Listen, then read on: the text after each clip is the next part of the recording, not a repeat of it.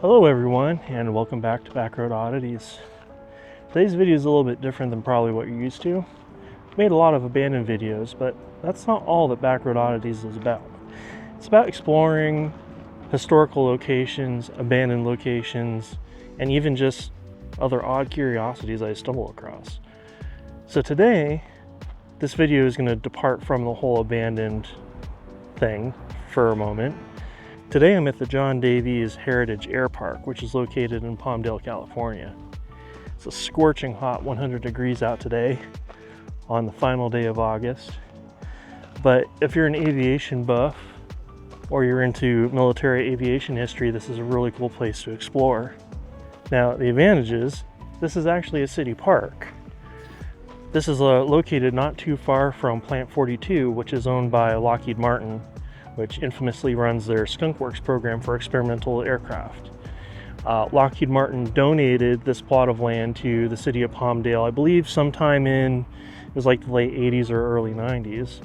And over time, Lockheed Martin and the US Navy and the Air Force and other third-party donators have actually donated aircraft to this open-air aviation museum. So why don't you join me while we explore this cool park? So the first exhibit here is actually a scale model of the B-2 Spirit bomber. Of course, they do not have a full-size on display, but I do hear that the city would actually appreciate a donation of one, but has not happened yet. Then over here, we have a prop plane.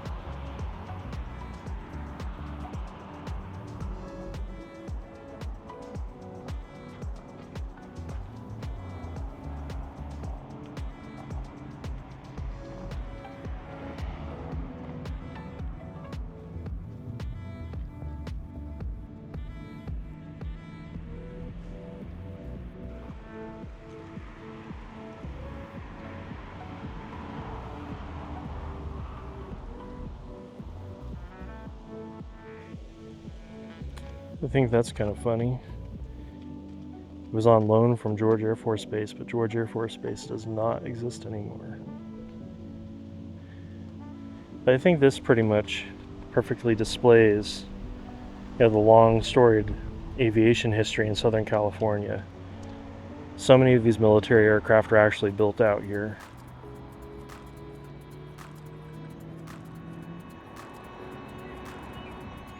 As you can see, they have a lot of fighter jets here, but they also have more civilian aircraft, like aircraft that were owned by NASA. Either they were experimental.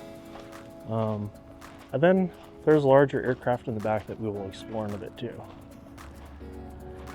Then they also have things like donated jet engines that belong to some of the planes.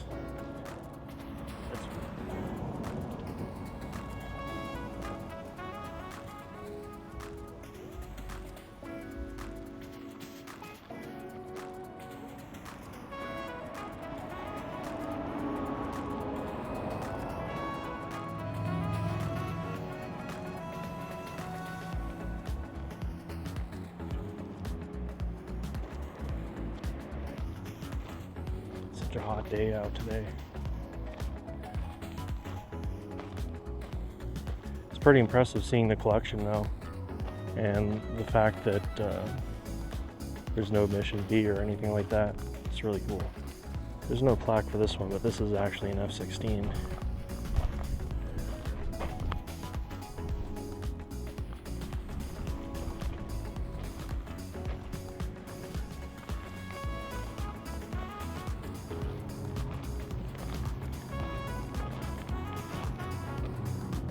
Yeah, this park is pretty cool though. There's really nothing else like it, I don't think.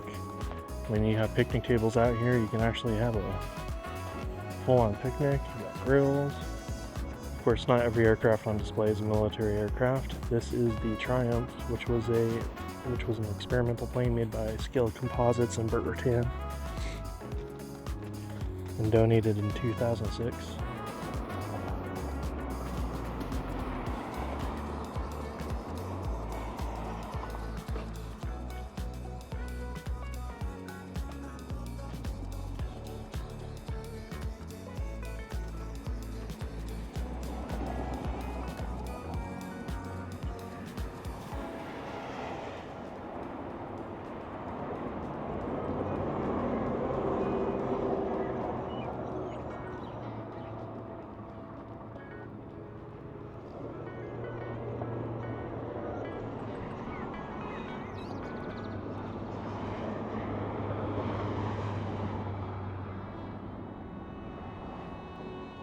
Seeing a B-52 Stratofortress up front, up close and personal, it's actually really impressive. It's so large.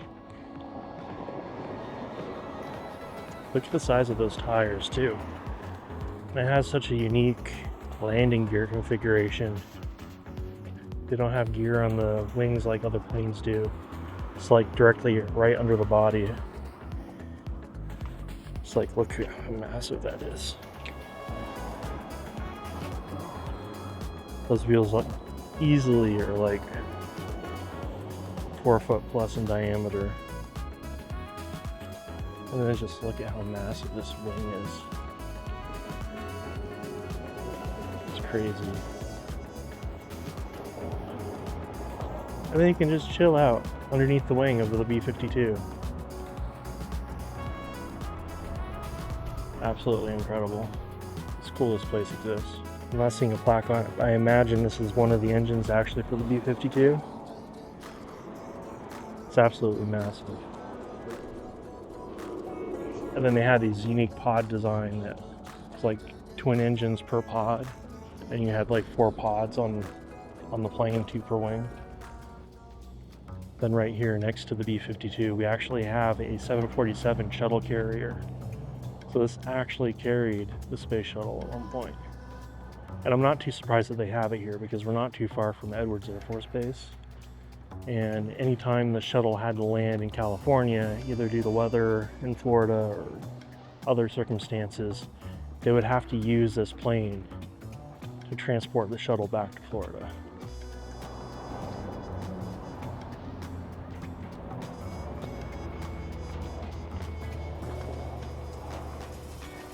From this vantage point, you can actually see the mounting points for the shuttle a lot better.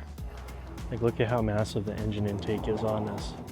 I believe because of the additional weight, they actually had to use upgraded engines on it. So these are probably larger than standard 747 engines.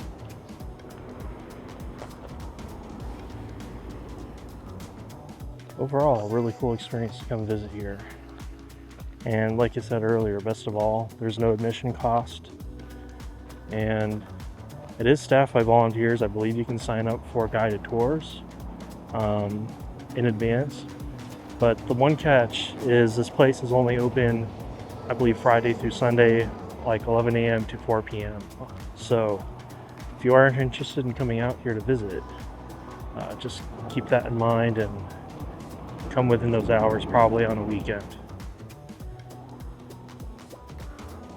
So just around the corner from the Airpark I visited, there is another Airpark that's actually owned by Lockheed and is a part of the U.S. military installation over here at Plant 42. And it's actually fairly unique, and I think you'll see why in a moment. As you can see, you have an actual SR-71A and technically its predecessor, an A-12. And in fact, this right here is the only A-12 that's on display anywhere in the world. There are SR-71s at various air museums across the country. I believe there's one in the Smithsonian, but still, it's really cool to see this up close. And there are actually some minor design differences between the A-12 and the SR-71.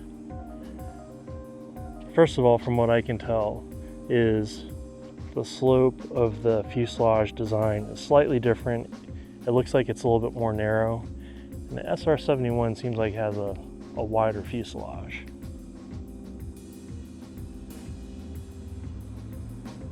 What an amazing aircraft. They definitely don't make anything like that anymore. Though it is rumored that there might be an SR-72 in development, possibly.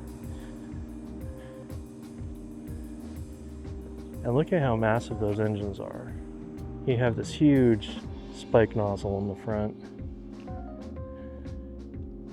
What a cool plane. This is really cool too. So they have these starter carts, which I guess these were used to actually help start the engines on the SR-71 Blackbird. So it used two Chevy 454 cubic inch engines to power a hydraulic pump. Okay. You can see the Skunk Works logo on the engine cover they got there.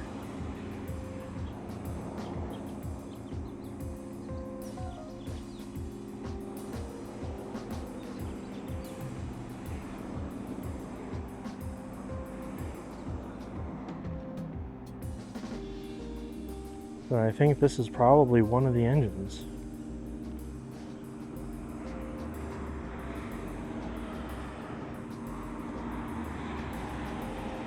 Wow, that's huge. Okay, so yeah, this is the Pratt & Whitney J58.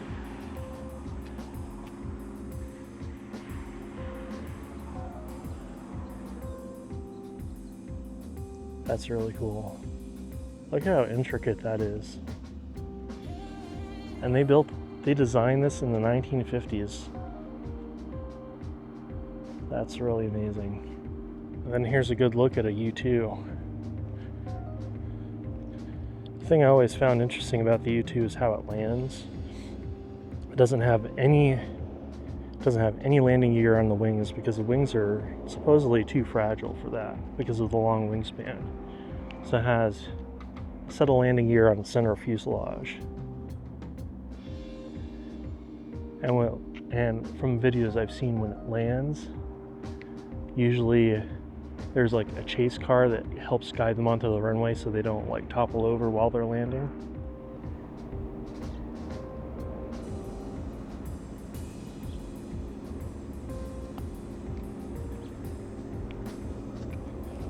Then over here we have a D-21 drone, and I've actually heard about this before, but I don't think a whole lot of people knew about it. In the 60s, they were designing basically like a reconnaissance drone based off the SR-71, entirely pilotless. It would use like a pre-programmed route, and it would have like a film canister on board. So it was designed to fly deep over enemy territory and jettison a film canister when it's back in friendly airspace. And imagine that they designed this with 1960s technology. You know, it kind of makes you wonder, you know, we have drones now that are remote piloted, but what does the government have that we don't know about? Of course, that's really highly subject to conspiracy theories, right? But that might be a subject that we delve into on Backroad Oddities at some point. Maybe I need to go to Area 51. Anyways, guys, thank you so much for joining me on this hot, scorching day in Palmdale. I hope you enjoyed the video. If you're new to my channel, please feel free to hit subscribe and the thumbs up. I would greatly appreciate it. And until next time, see you on the back roads.